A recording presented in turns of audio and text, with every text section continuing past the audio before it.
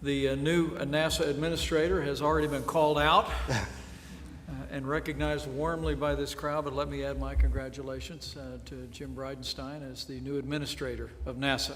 We are grateful to have you on the team and on this council.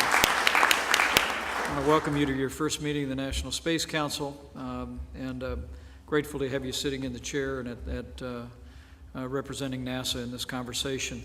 Last December, the President signed Space Policy Directive-1, which directs NASA to return American astronauts to the moon.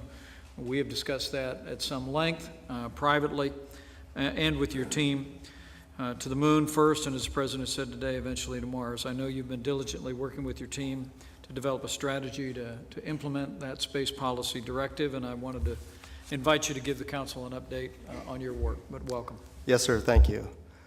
First of all, sir, it's an honor to serve my country in this capacity, honor of a lifetime, and I'd like to thank you and the President for this opportunity. I would also like to thank your Executive Secretary here on the Space Council, Scott Pace, who, when all the lights are off, I hear some...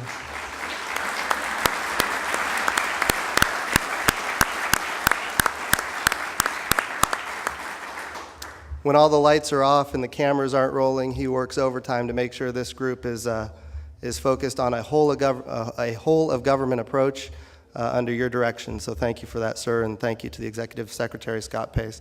I'd be remiss if I didn't also mention Jared Stout, who works side by side with Scott Pace on these issues.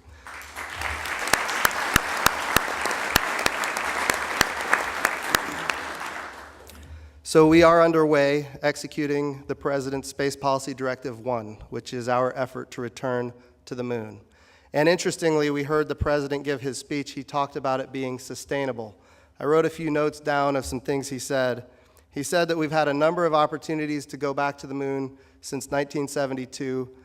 He didn't mention them specifically, but the Space Exploration Initiative, the Vision for Space Exploration, and each of these efforts got, in essence, undermined. The words he used were by bureaucracy and politics.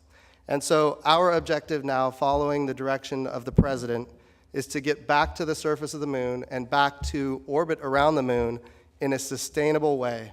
And he said, if I remember right, he said, we want more than just flags and footprints this time. He also said, rich guys love rockets, and I've heard him say that before.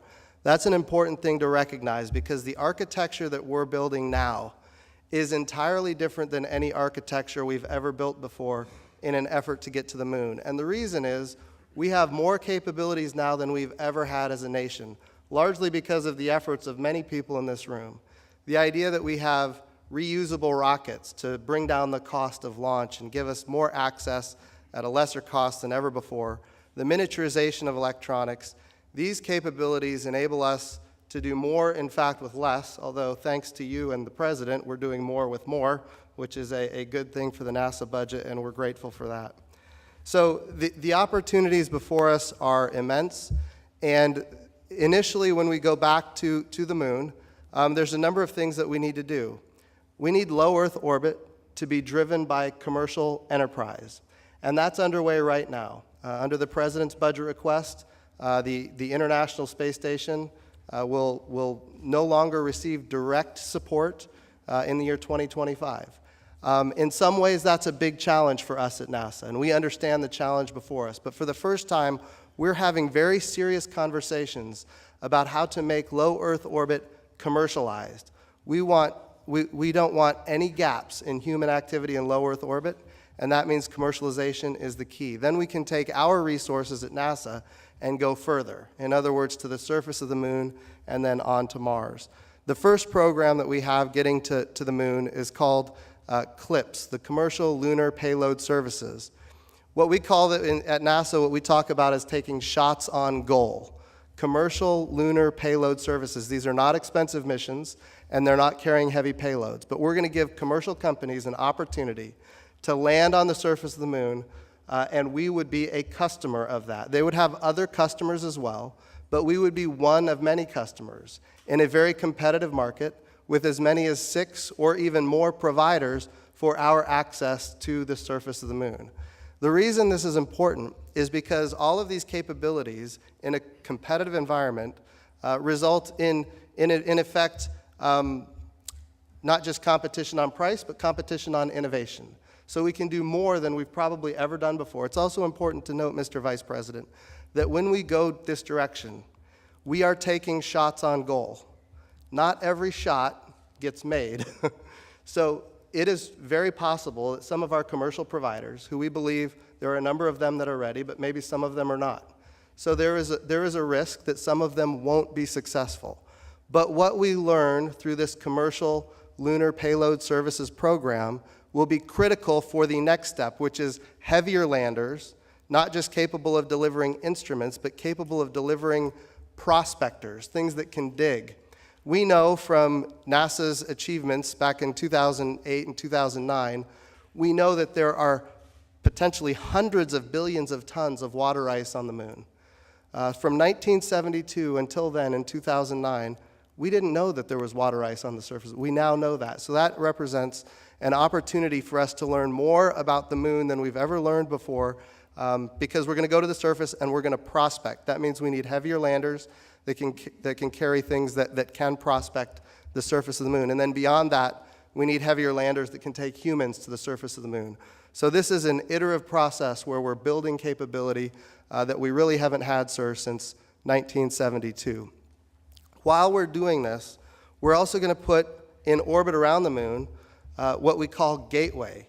This is our opportunity to have more access to more parts of the moon than ever before. When you land on the surface of the moon, you're in one spot on the surface of the moon.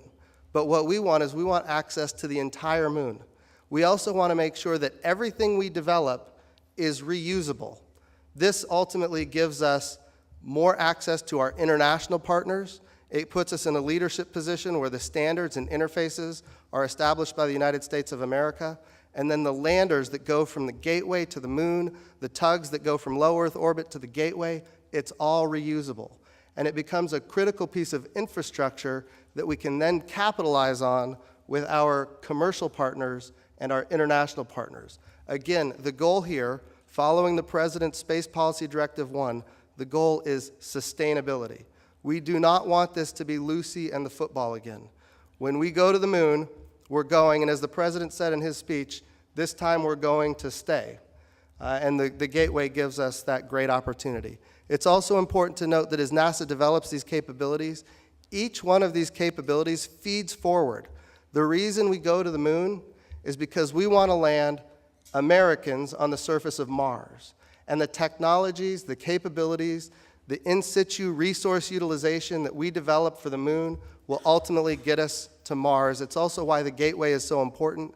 Having an orbital outpost around the moon gives us more access to more parts of the solar system than ever before. And all those technologies are being developed in and around the moon for the purpose of eventually getting humans to Mars. So, sir, I would say that Space Policy Directive-1 is well underway. We've got a long ways to go, but we're started, and certainly we want to get back to the moon as quickly as possible. Thank you. Great. Good job. Really good. No notes. And you did all that without any notes. It's great to have you. Great to have you on board and in your position. With that, he was just acknowledged a few moments ago. Dr. Scott Pace is the director of the National Space Council staff. Dr. Pace, if you'd give the team an overview of today's Space Policy Directive-3 and the implementation plan, we'll take action on that and then move very quickly to our two upcoming panels. Dr. Pace? Thank you, Mr. Vice President. It's an honor to be here. Now that Space Policy Directive-3 has been approved, departments and agencies are working to transform that policy into action. The Interagency Working Group has designated leads and supporting departments and agencies for each of the goals in the policy, outlining key tasks necessary to achieve that goal, and they're establishing implementing actions that involve the lead and supporting agencies tracking progress and reporting back to the Council at regular intervals. The Interagency Working Group planning has been coordinated and endorsed at the deputies level, and I should add that this has been a very thorough and rigorous process that has involved all of the departments and agencies, and we very much appreciated the really deep thought that people have given to that effort. Mr. Vice President, it's important to emphasize that while there are roles and responsibilities outlined in Space Policy Directive-3 and designated lead departments, this doesn't mean that government organizations will perform all those actions to achieve each goal, or that they will somehow prevent U.S. industry from contributing to space situational awareness and space traffic management. In fact, the policy and implementation plans are intended to establish an architecture, a framework that encourages commercial development and of enhanced space safety data and services. We want to take advantage of the growing innovation in the private sector. It's going to be so necessary for this to succeed. There's a copy of the plan in each of your binders, and the last page of the plan summarizes those implementation actions and due dates. We are respectfully asking the Council to approve this plan for implementation of the President's policy, and with the Council's approval, we will initiate tracking of the implementation actions and look forward to providing updates at future Council meetings. Thank you, sir. Thank you, Dr. Pace. Are there any outstanding comments or objections to the implementation plan that's in your books? Nope. Seeing no objection, I direct the Executive Secretary to enter the implementation plan into the records of the National Space Council and to make publicly available a fact sheet on the policy and on the plan. I also direct the Executive Secretary to work with the members of the National Space Council to develop periodic updates on the implementation of the plan. But thank you very much, Dr. Thank you, sir.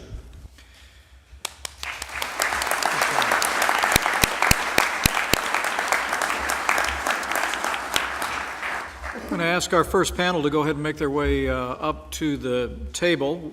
For this first panel, we're going to be discussing science and exploration missions and the vital connection between the two. I want to commend Administrator Bridenstine and his leadership team for the efforts that you just reflected on, strengthening the bonds of cooperation and collaboration between science and human exploration directorates at NASA. You're breaking down the barriers, and it's exactly what the President and I are hoping to see. We're grateful to be joined by three truly distinguished panelists who are going to speak in greater detail about the important ways in which our science missions complement our exploration missions and vice versa. I'll describe each of the panelists, and then I'll recognize you for maybe 5 minutes of remarks, and then we'll have some questions from members of the Council. Our first panelist is Dr. Louise Proctor, Director of the Lunar and Planetary Institute in Houston, Texas. Our second panelist is Dr. Steve Squires, the James A. Weeks Professor of Physical Sciences at Cornell University. And our third panelist is Mr. John Vellinger, President and CEO of TechShot, a space company based in Greenville, Indiana. With that, join me in welcoming this very distinguished panel for coming and sharing their perspective. Dr. Louise Proctor is recognized, and thank you for being here. Mr. Vice President, members of the Council, thank you very much for this opportunity to speak today. Science and exploration enjoy a powerful synergistic relationship. Scientific research drives exploration, and exploration creates new opportunities for scientific discovery. This synergy is no more evident than at NASA, which, in its almost 60 years of existence, has been the embodiment of humankind's need to explore, to explain why we're here and why our Earth is so unique. Throughout those 6 decades, robotic exploration has proven to be a fundamental and essential component of NASA's space program, enabling incredible scientific discoveries about our solar system and universe. In the beginning, robotic spacecraft also served as pathfinders for the manned program, with the many Ranger and Surveyor missions characterizing the moon ahead of the astronauts who visited it. And since Apollo, robotic spacecraft have continued to feed the quest to explore and learn. They have traveled far beyond Earth's moon, examining asteroids, comets, and, with the recent successful flyby of Pluto, every planet in the classical solar system, as well as many of their moons. Robotic missions are even now being developed to thoroughly examine ocean worlds, the few bodies in the solar system believed to harbor the ingredients of life, and maybe even life itself. Robotic spacecraft act as scouts, going to hostile environments that no human can safely visit yet, and returning scientific knowledge that benefits our society in innumerable ways. Robotic exploration stimulates investments in technology development that are highly significant in achieving national and economic goals. Space exploration-related technology has resulted in advancements in a broad range of areas, including transportation, public safety, consumer goods, industrial productivity, and health. We must not underestimate the importance of education in this marriage of science and exploration. My own institute was created by President Lyndon Johnson 50 years ago for the specific purpose of bringing NASA and the university community together. It was realized that the expertise of scientific researchers was needed in order to analyze and interpret the treasure trove of information that was being returned from the moon around that time. In addition to carrying out cutting-edge research, universities play a key role as incubators for highly skilled scientists, engineers, mathematicians, technologists, and educators, who then move into our nation's workforce in many areas, not just space exploration. Hands-on science and technical training is just as important today as we plan the return of humans to the moon and beyond, as it was when we first met that challenge. The US civilian space program pushes our scientific and technological limits, making the seemingly impossible possible, and driving the creation of new partnerships with government, commercial, and academic organizations. NASA's accomplishments capture the attention of citizens and nations worldwide, emphasizing the US's global leadership in space and creating opportunities for peaceful and mutually beneficial international collaboration. Thank you.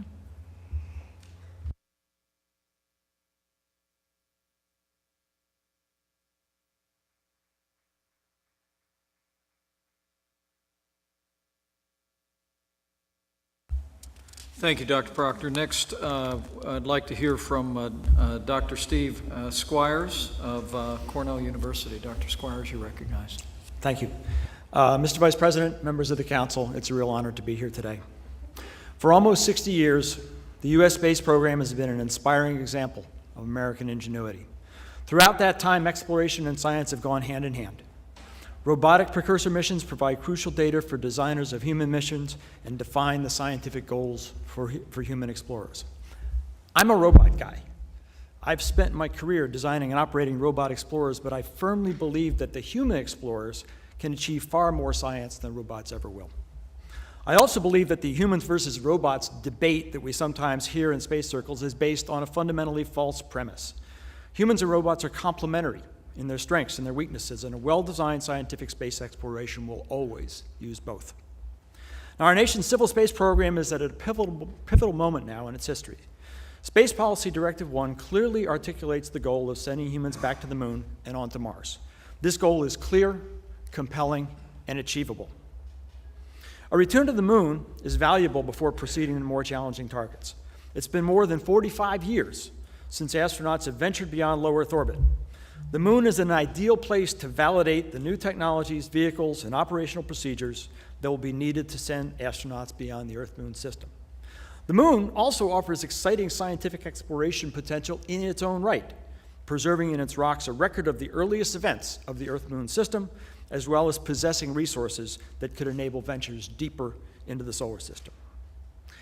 Now, beyond the moon, exciting targets for exploration beckon. Foremost among these is Mars. 40-plus years of scientific observations by Mars orbiters, landers, and rovers have revealed a world of enormous diversity and complexity. Most importantly, we have learned that Mars, alone among the planets, is enough like Earth that conditions at its surface might once have been capable of supporting life. So the goal for human exploration of Mars is therefore compelling and very easy to articulate. It is to send humans to the planet to learn if life ever took hold there. This is a goal worthy of a great national space program. So a guiding principle in designing our nation's lunar exploration should be that it also simultaneously lays the groundwork for the still more challenging goal of sending humans to Mars.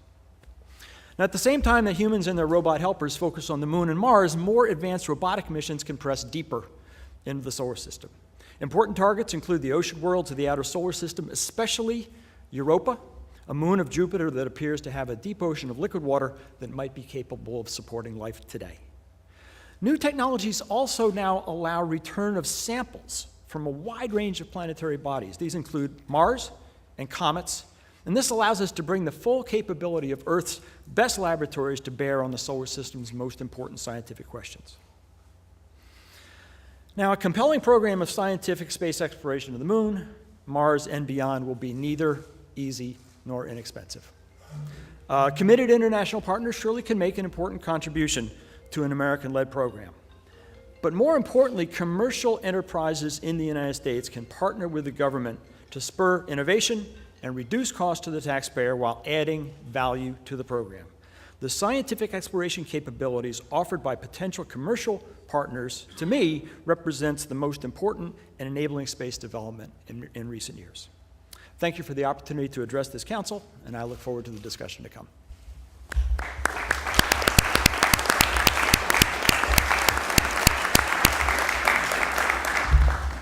Thank you, Dr. Squires. And Mr. John Vellinger of TechShot is recognized.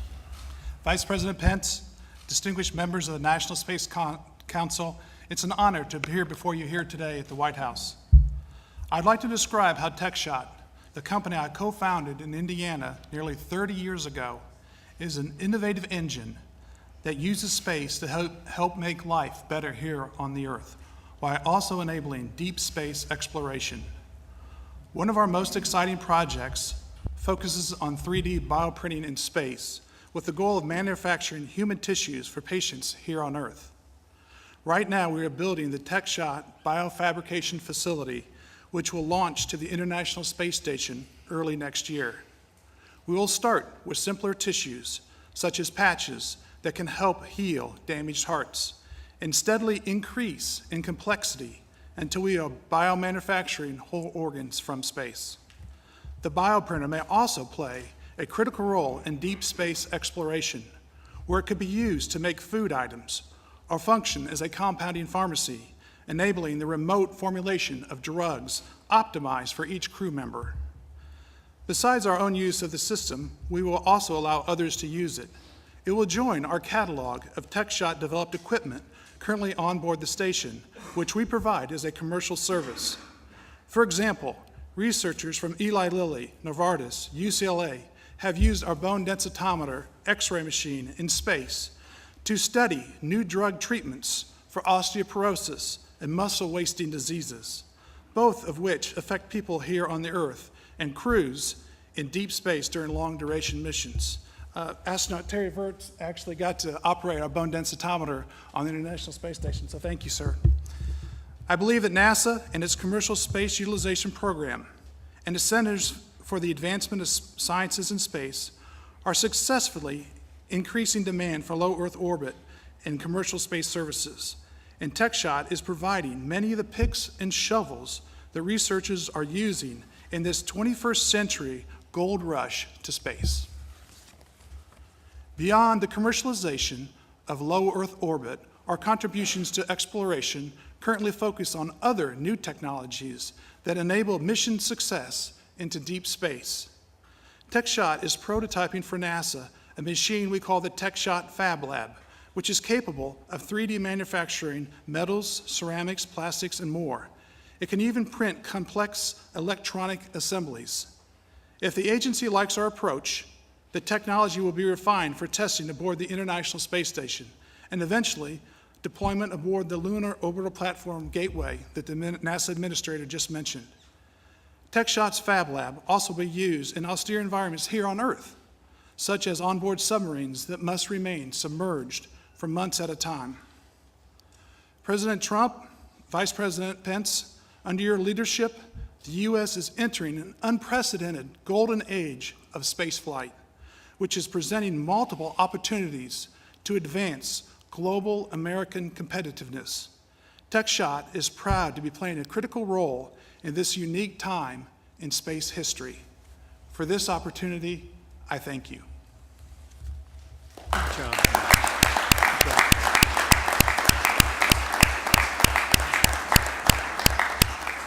Well, thank you to all of our panelists. I will begin by asking one of our panelists to amplify, and then I'll go to General Dunford for a question, and then to our Deputy Assistant Chief Technology Officer in the United States, Michael, and any other members of the panel. Let me start with Dr. Squires, if I may. You said you're a robot guy. Yes, sir. And we already knew that. but I'm really fascinated at the way you described an appreciation. It's not in your mind. It seems that we have gotten away from human space exploration. The President's vision and directive is to return America to a preeminent role of space exploration, the moon and the Mars, as you described. How important is it for us in your mind, again? And I know you addressed this, but I'd love for you to amplify the point that we even while we continue to develop all these robotic technologies, that human space exploration be central to what we do on the moon and on Mars and beyond. It's tremendously important. If I may, let me tell you a very brief story. When we were first developing the Mars exploration rovers, we had a robotic precursor rover that we could take out into the Mojave Desert. And I was out there, and we were operating the rover, and the rover broke down. And so we had a little time on our hands. I had a bunch of very capable field geologists with me. And so I sent them off, and I said, go do some geologizing, okay? And I sat there with a stopwatch and a notebook, didn't tell them what I was doing. And I watched as they would look around, walk over to a rock, pick it up, break it open, look at it with their hand lens. And I timed how long it took them to do that. What our magnificent state-of-the-art robots, like that one, the model of which is on the table in front of you, can do in a day, these people were doing in about 30 seconds. Okay, so humans offer far, far, far greater capability than robots, I believe, ever will. The other thing is that humans have a capability to inspire that is tremendously important. Okay, I grew up in the 60s and 70s, like everybody else on my team, watching Mercury, Gemini, Apollo on TV and dreaming of sending spaceships to Mars someday. And now we do. And so I think that capability to use uniquely human talents to explore and to inspire other humans to follow their dreams is something that is just fundamentally important. That's great. And our next panel will be 3 courageous astronauts. We'll hear more from about just that topic, but I thought I'd give a robot guy a chance to talk about how important human exploration is. General Dunford. Hey, thanks, Mr. Vice President. My question's for Mr. Villinger. Defense Department has partnered on bioprinting and biomanufacturing with obvious interest for wounded warriors, and so your comments kind of caught my attention. What are the advantages of doing bioprinting and biomanufacturing in space, the implications for maybe the speed with which we can approach that? There's a lot of promise in, of course, academic institutions and so forth, but we haven't necessarily been able to deliver it at scale to date. Great question. Thank you, sir. In space, we have a unique opportunity because of microgravity. Here on the ground, when we bioprint, we have to actually include a scaffold structure into the tissue that you're printing. In space, you don't have to do that because you don't have gravity. So you can use a lower viscous bio-ink material, which helps cells vascularize easier in space. So basically, you eliminate what actually causes more difficulty to do bioprinting on the ground. You eliminate that process when you go to microgravity, and you have the opportunity to create different structures that can vascularize and help, human beings here on Earth with tissues and organs. No, thanks. Michael, go right ahead. Great, thank you, Mr. Vice President. Just to build on that, Mr. Bellinger, just to follow up, I mean, we see a pretty incredible potential for pharmaceutical and medical breakthroughs made possible through research in low Earth orbit. I guess the question for us on stage here is what can we as a government be doing better to encourage and foster more of that research and expedite the ultimate fruits of this incredible research? Thank you, sir. I think access to space is important. The repeatability to be able to do these projects more often is very, very important. Being able to have the ability to interact with the crew, the astronauts, to be able to advance the technology and work with them real time is really important. And so I think I would interaction with the crew, access to space, and just support of the technology. That's great. Any other members of the panel? Jim. Thank you, sir. I couldn't let Dr. Proctor go without a question. So we know that, based on what NASA has already done, we understand that Mars used to have an ocean, potentially as big as 2/3 of Mars was covered by water. We know that it used to have a magnetosphere, and we know that it used to have a thick atmosphere, and we know that at some point, billions of years ago, all of that changed, and now it is seemingly barren. We also know, although not definitely barren, hopefully we'll be able to find some biosignatures.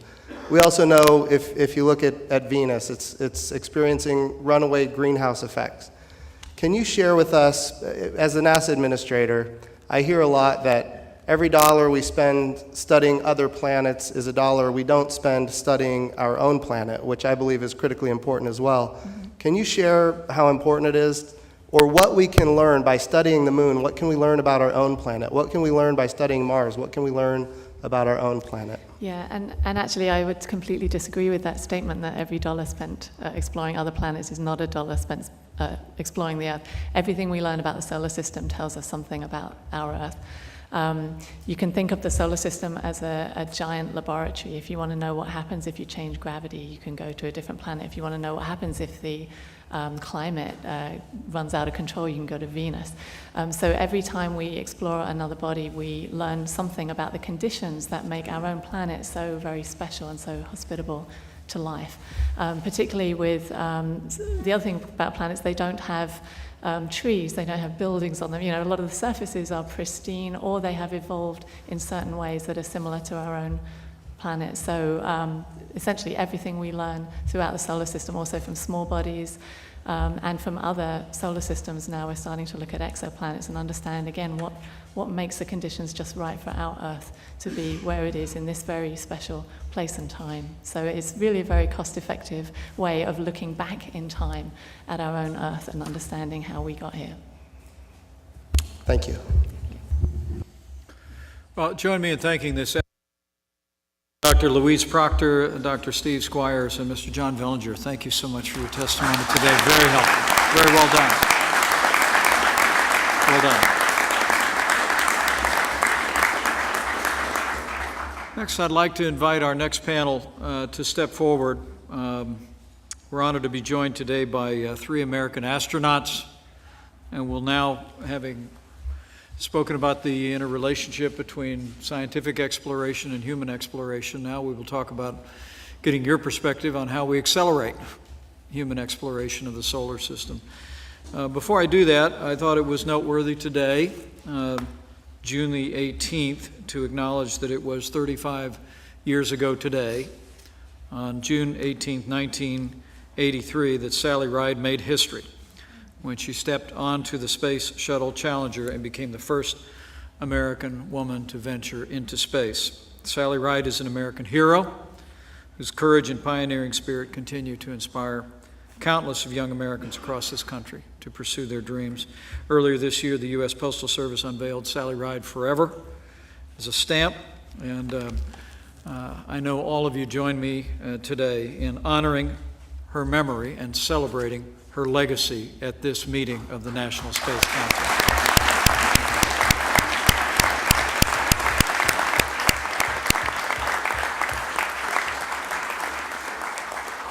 As I mentioned, we are joined by 3 exceptional Americans, heroes all, members of the astronaut corps, and we are grateful. I'm grateful for your service to the country and grateful for you bringing your insights with us today.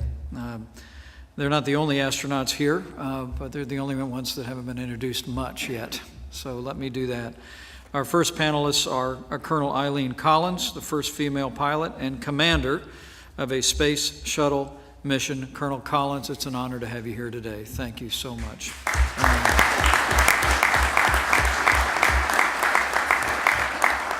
Our second panelist is Colonel Terry Virts, a veteran of the shuttle program and a former commander of the International Space Station. Colonel Virts, thank you so much for your leadership and your insights today.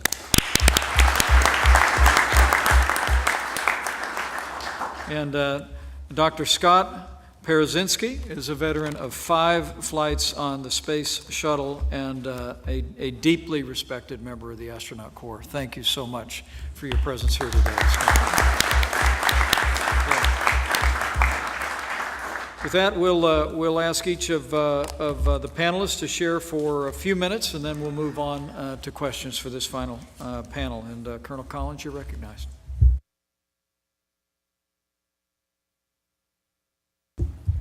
Good afternoon. And thank you, Mr. Vice President and members of the National Space Council. It's really an honor to be here. Thank you for the invitation. Scott and Terry and I are part of a group of about 500 people who have flown in space. We have had the unusual perspective of viewing the Earth from orbit. We've lived aboard the space shuttle and the space station. We've conducted rendezvous, spacewalks, science experiments, and robotics. We saw our planet from a different perspective, in an environment that forced us to think creatively about how things are done and what things can become. So I became interested in spaceflight at a young age when I first learned about the Gemini and Apollo astronauts. They inspired me to become an explorer and eventually to join the Air Force and become a pilot and a test pilot. As I look back over the decades of human spaceflight, the daring launches of Mercury, and the incredible bravery of the men that flew to the moon, I'm so proud of what the United States has accomplished. Some say that we could have done more, we could have been to Mars by now, but what is important now is that we have a strategy and we're looking forward.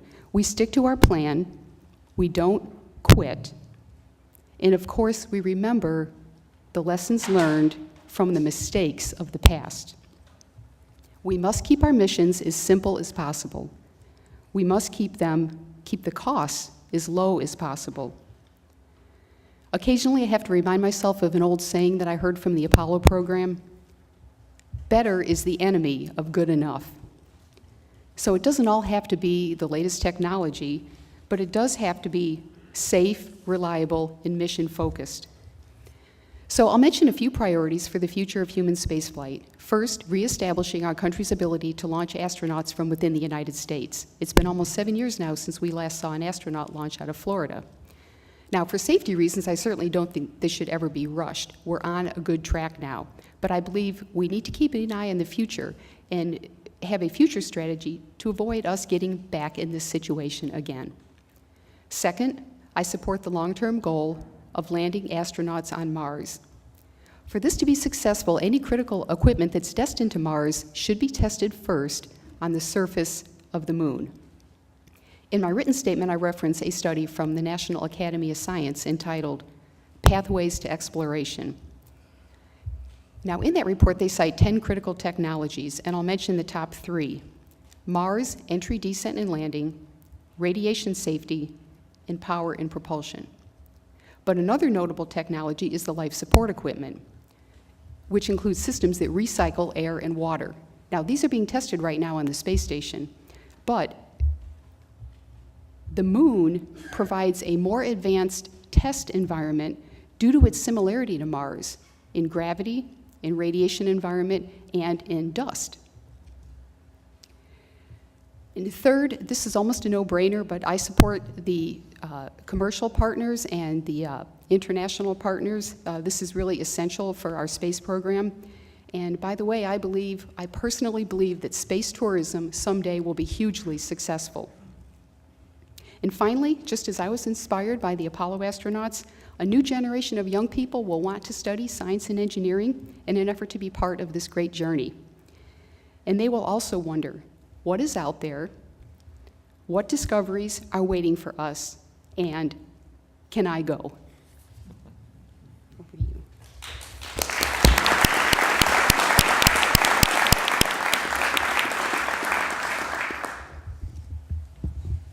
Thank you so much, Colonel Collins.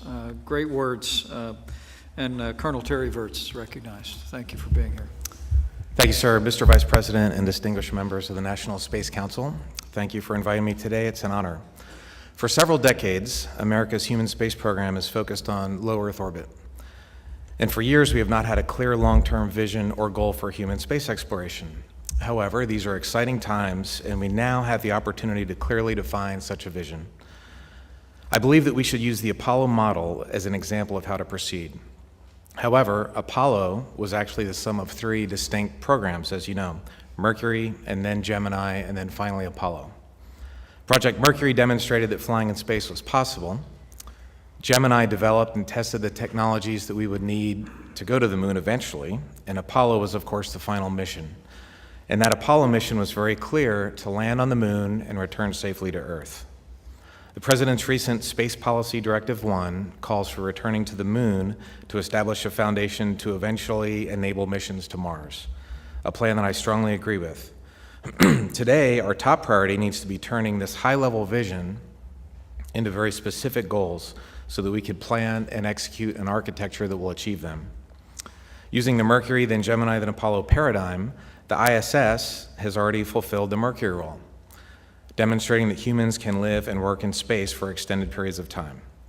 And now is the time to establish a program that will fill the role of Gemini, developing and testing the technologies that we will need to return to the lunar surface and eventually fly to Mars. Unfortunately, the recently proposed Lunar Orbital Platform Gateway does not fill that role of Gemini. It essentially calls for building another orbital space station, a skill that my colleagues and I have already demonstrated on the ISS. Gateway will only slow us down, taking time and precious dollars away from the goal of returning to the lunar surface and eventually flying to Mars. I believe that we need to refocus our efforts to align with these long-term goals. The next steps that we take should leverage the international partnerships that we have built over the past 2 decades on ISS, and of course, they should also take advantage of our significant commercial capabilities that have demonstrated very recently a level of innovation and agility that government simply does not possess. And most importantly, any future exploration plan must be bipartisan. Unless these efforts are truly bipartisan, from the beginning, they will be doomed to eventual cancellation. You see, getting back to the moon and eventually to Mars does not depend on rocket science, it depends on political science. Thank you, sir.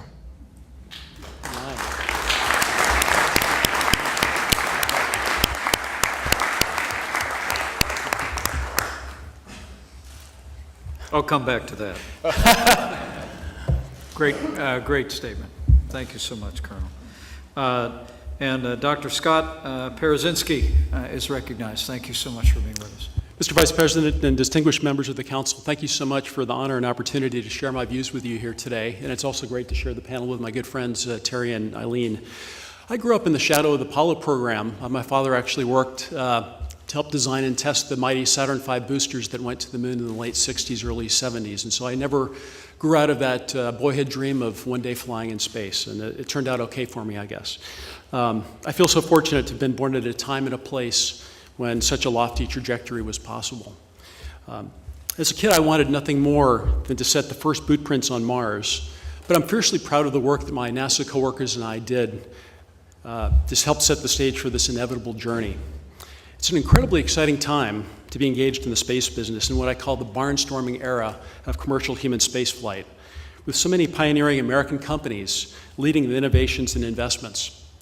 That said, the Space Age 2.0 needs to overcome some enormous challenges if we aim to be more than just transient lunar and Martian guests. And we'll need to engage the public in very different ways to sustain their support. Building long-duration planetary habitats and shielding them from the devastating radiation exposure, not to mention developing the technologies to extract water from the near absolute zero temperatures of the south pole of the moon, will challenge engineers to their limits. Living off of the land in self-sustaining colonies there will help us become even better stewards of planet Earth, something that deeply concerns young people today. Based on rigorous peer-reviewed science, they understand the impact humanity is having on their oceans, coral reefs, atmosphere, and rainforests, and they want to do something about it. They have a vested interest in the health and well-being of Earth and can really appreciate the value of pursuing planetary exploration as a means to understand the future of their home planet. Moreover, many in the general public, and especially young people, are as excited about space as I was as a kid, but the possibilities are even wider. It's still incredibly cool to work at NASA, of course, but they can also now work at SpaceX and Blue Origin, Boeing, Virgin Galactic, and many other wonderful companies. In the near term, I believe there will be tremendous opportunities to engage and inspire the public with the establishment of a significant lunar outpost akin to the South Pole Station in Antarctica. Owing to political realities since Apollo, however, I'm frustrated with our national failure to commit to a sustained, bold exploration beyond Earth orbit. Sadly, we could probably stack up all the NASA studies that have been done over the years on NASA's next steps into space and attain lunar orbit. I believe that the way you climb an enormous mountain like Mount Everest, which is something that I also know a thing or two about, is to take the long view, prepare to your utmost, and then take it one rope length at a time, sometimes even one breathless step at a time, understanding that it'll be harder than you ever imagined, it'll likely take longer and cost more too. I propose a true decadal approach to ambitious human spaceflight goals, similar to that taken by NASA's space science community. I suggest to you that this human spaceflight decadal plan needs to be free of appropriations earmarks to particular space centers or companies, but rather latch to the long-term goal of achieving lunar and then Martian presence. Set the goals, then let NASA choose and fund the very best solutions, irrespective of which congressional district the work is conducted in.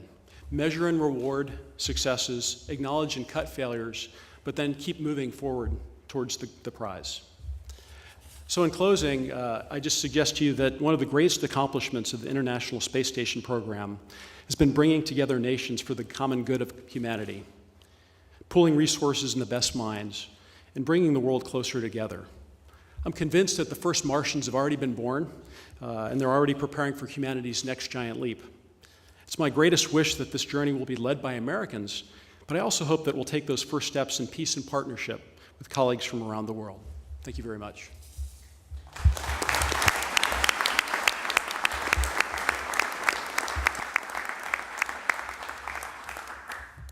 Thank you, Scott. Very inspiring words. Did you say one rope length at a time? Is that very sage? And it strikes me that each of the panelists talked about the importance of not only a plan, but the ability to sustain that plan over a long period of time. And Terry, I was struck by your words, but the wisdom of your words that said this is as much about political science as it is about rocket science in terms of getting America, as the president has announced, back to the moon and then on to Mars. And Eileen, you mentioned those three questions. I remembered the last one. So what is out there? What were the three questions again? What is out there? What discoveries are left for us to make? And can I go? Yeah, I know the answer to the third one for me. So I guess I'd throw the question out to the panel as a whole, and that is, other than your inspiring example in your words today, which will make their way across the country from this forum, how would you advise the National Space Council to continue to build the momentum behind a renewed commitment to America leading in space exploration and particularly in human exploration of the moon and Mars and beyond? Eileen? Well, thank you, sir, for the question. I think we can all chime in on that. But I would think initially we have got to get the support of the American people by getting the message out to people. And we all speak at schools and colleges and Rotary clubs. People love the space mission, and it's something that brings us together. And not only do students show up, but parents, teachers, people come.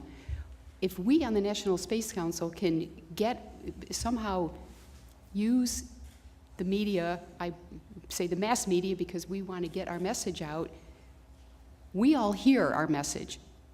You know, here in this room and within the space industry, we all hear ourselves, but we don't want to be just echoing our own remarks. We want to get that out. So one of the things I think we can do is work very hard on connecting with mass media. Yes, sir. I think I agree with Eileen, but I think we really need, and it's probably your job to set specific goals of exactly what we're going to do so that we know what we're doing. And then if we can make that bipartisan, like I said, otherwise it'll be on that stack of what NASA has happened in the past few decades. And another really important thing, if you remember in the early 90s, the space station passed Congress by 1 vote. And the reason it did was because it was an international program. And that was kind of, we weren't allowed to cancel it because we had commitments. And I think making that international commitment, just by the nature of our democracy, it's very easy for things to change. And having an international partnership adds a level of stability that doesn't make it nice or it doesn't make it less expensive. It actually makes it either possible or not. I think if we don't have international partners, just looking into the future, I can foresee things being much easier to cancel than they would be given a strong partnership. And using what our international partners can contribute can actually make the project less expensive and, more successful. I think taking the long view, having a long-term established goal and inexorably working towards it is something that needs to be communicated well, and I think young people will understand that there is a place for them. And I would just differ slightly to say that I think space exploration is nonpartisan. I think it's something that's in the American spirit, in the human spirit, to explore.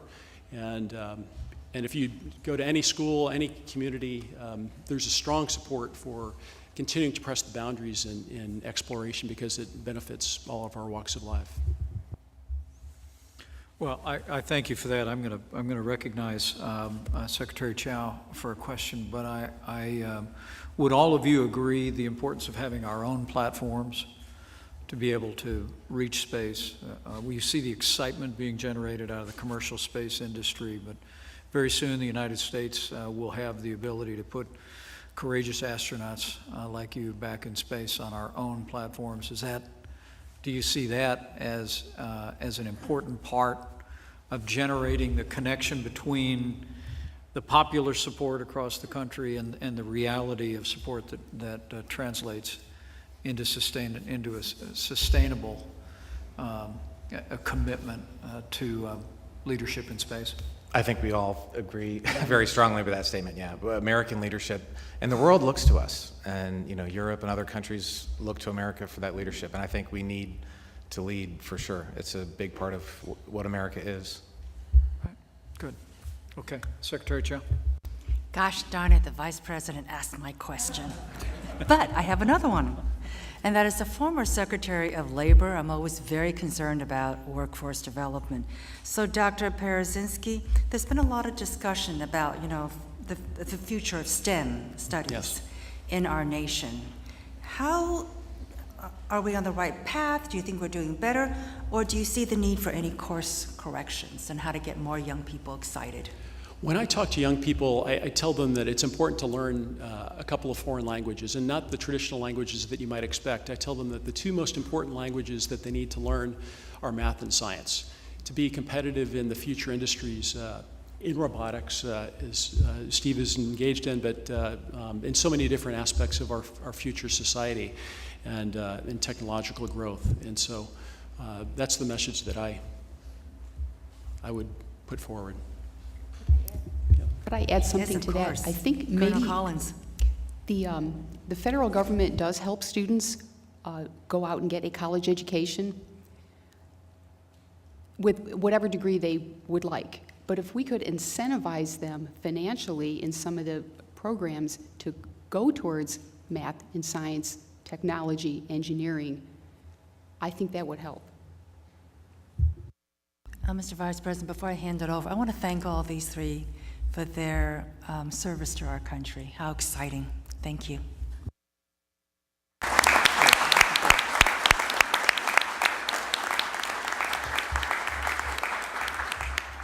Secretary Ross. Thank you. I'd like to ask each of the panelists, how could we better facilitate commercial participation in the activities you're describing? Each of you talked about the need for partnerships and collaboration. Are there one or two specific things that government could do better to encourage commercial cooperation? I can start.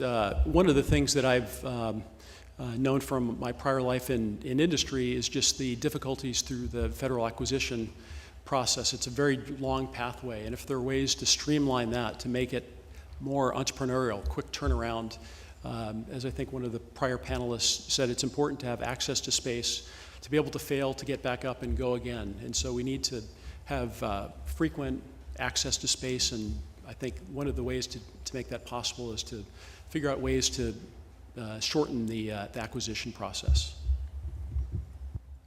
Yes, sir, I'll just add, I've got very good friends and former crewmates that work at Blue Origin and SpaceX and Boeing and other companies.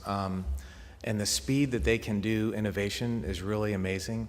And I think if the government can come up with ways to contract with them with very minimal requirements, there's this thing called requirements creep, and that is the killer of all. The Wright brothers probably had to suffer through requirements creep 100 years ago. If we can figure out a way to get those contracts made and let them innovate, tell them what we want, and then let the companies do the work, I think we can get things done. And I know we're in the process right now of doing that. So I think we need to continue that process, and we'll get to the moon and Mars a lot quicker if we do that. Yes, sir. The NASA administrator had mentioned earlier about the incentives right now that NASA is giving small companies to go to the lunar surface, and starting small, small landers, and then building up from there to larger landers, and maybe eventually the human lander on the moon. So NASA's doing this now. It's small, but I think if it's successful, we should expand on that and give more incentives. Just turn them loose. Don't tell them you have to do it exactly this way per the requirements, but tell them this is the end goal. Figure out how to get there. Here's your financial incentive to get you started. I think that those programs will be successful, and we'll keep an eye on it, but I think we'll eventually be doing more of those. That's great. I think it's really impressive that you can not only be astronauts, but have very thoughtful views on how commercial sector can help. Thank you. Very good. Let me recognize our NASA administrator for the last question for the panel, and then we'll move toward wrapping up. Thank you, Mr. Vice President.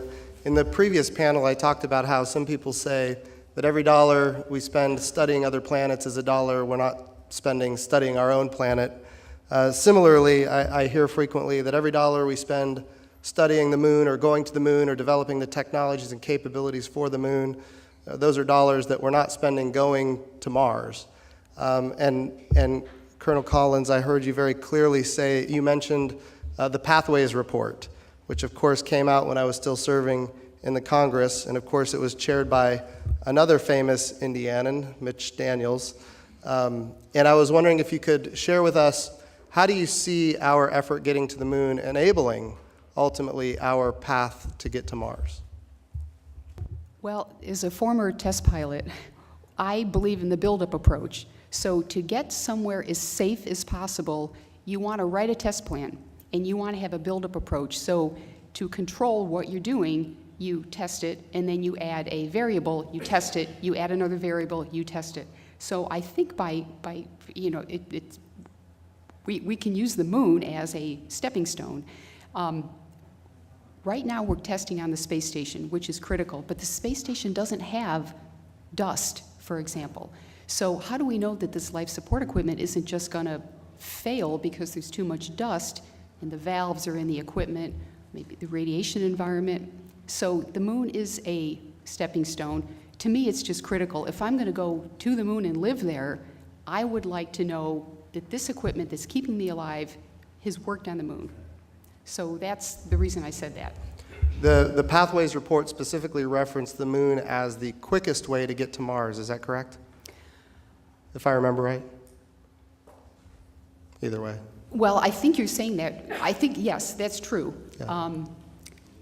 I do believe that, although I would say, I was thinking of there's the 10 critical technologies, and I believe the vast majority of those can be tested on the moon. And I'm trying to remember what they are all right now. Like, for example, one of them is the suits that the astronauts will be using on the surface. Got to be tested on the surface of Mars. The habitats are another one, tested on the surface of the moon before Mars.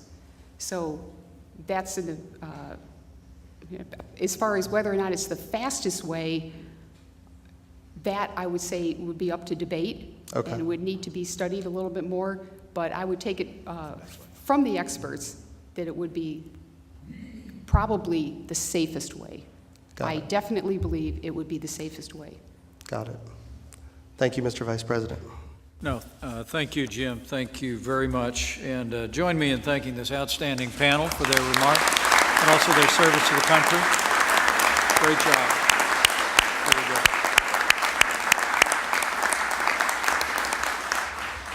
I also wanted to mention that these are not the only astronauts in the room. This is an extraordinary group of Americans, but we're also joined today by three astronauts that I wanted to recognize. One is a member of the Council's advisory group, which will be meeting for the first time tomorrow. He's flown in space 4 times, walked in space 7 times, and he happens to be from Indiana. Astronaut David Wolf is with us. David, we're honored. Stand up. Thank you. Also, the President mentioned these two, but they didn't get to stand up.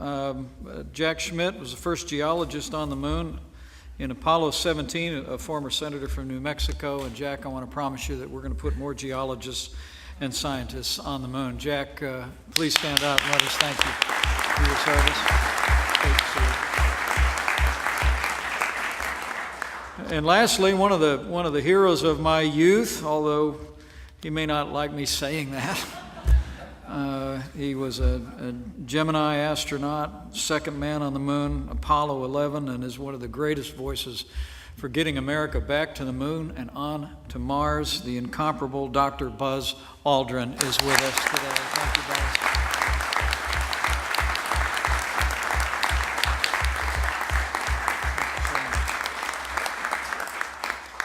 Let me, before I close, I want to recognize 2 members of the Cabinet who are with us today for a few brief remarks on what they gleaned from this presentation and their focus. Dan Coates is the Director of National Intelligence for the United States, and Mr. Director, you're recognized.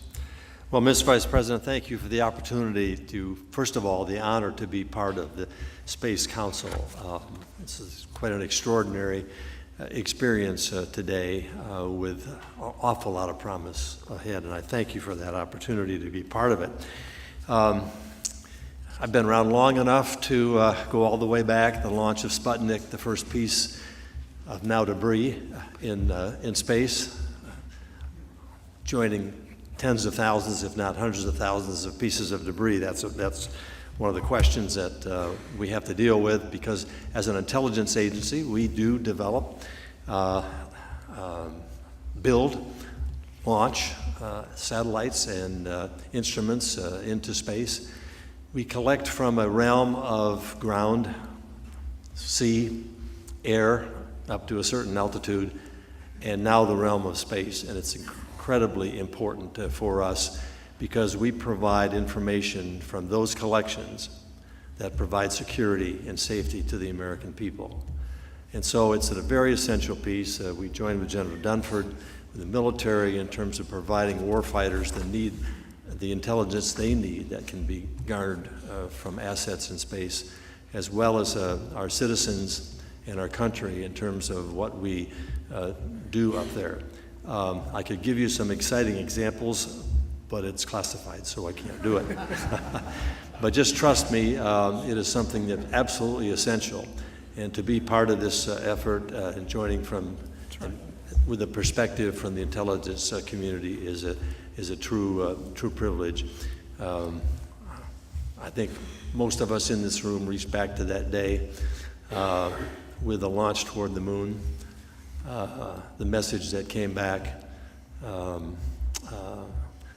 That was one of the most exciting times of my lifetime, and I think we're now on the cusp of moving into a new era where young people will be growing up looking at some phenomenal things happening in space.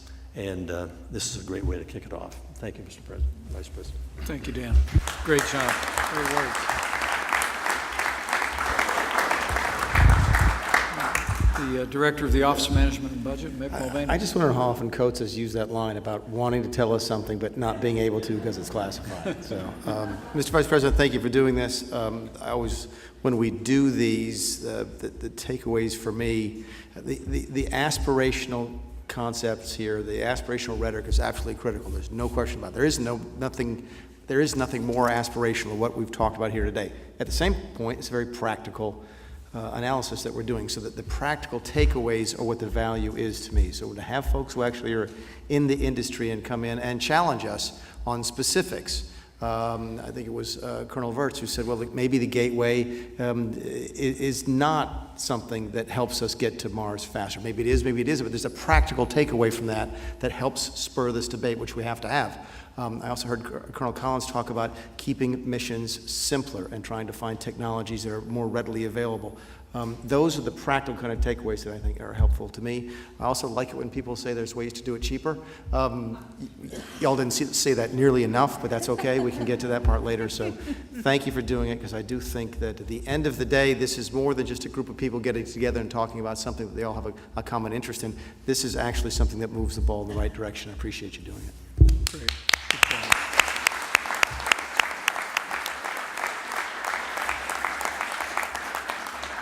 Well, seeing no other members of the National Space Council seeking recognition, let me thank you all for your time and your efforts.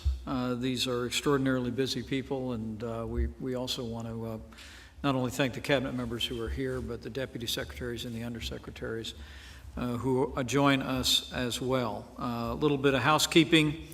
For National Space Council members, if you have an outstanding assignment, please work with our executive secretary to complete them. Dr. Pace and his staff are going to ensure that you have what you need to follow up on Space Policy Directive-3, and we'll be working energetically before the next Space Council meeting to move forward. With that mentioned, let me invite the room to thank Dr. Pace and Jared Stout for their work putting together and for all the work they do with the National Space Council.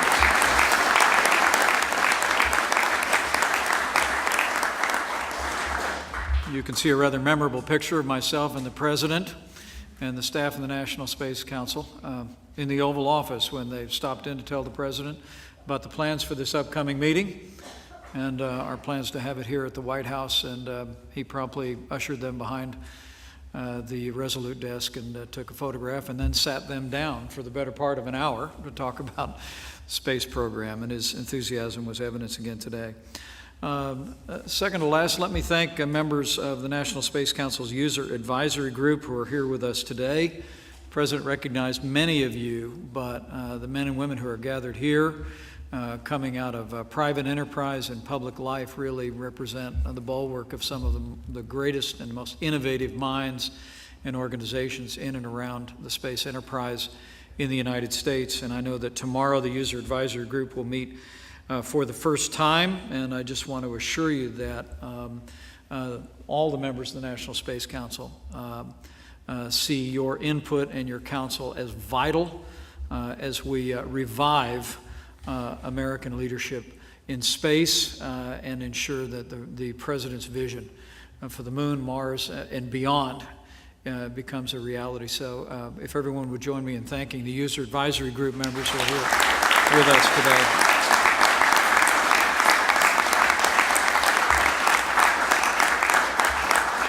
Lastly, allow me just to thank the President for his hospitality. I think by hosting us here at the White House, the President sent a clear message about the priority of American leadership in space to not only all those gathered here, but those looking on and people across the country and the wider world. I want to thank all of you for being a part of this, thank our panelists again, but truly grateful for the President's leadership, for his vision, for his energy. I think thanks to the efforts of all of you, and thanks to the leadership of President Donald Trump, America is leading in space once again. So thank you all very much. We'll go right back to work, and we'll see you at the next meeting of the National Space Council.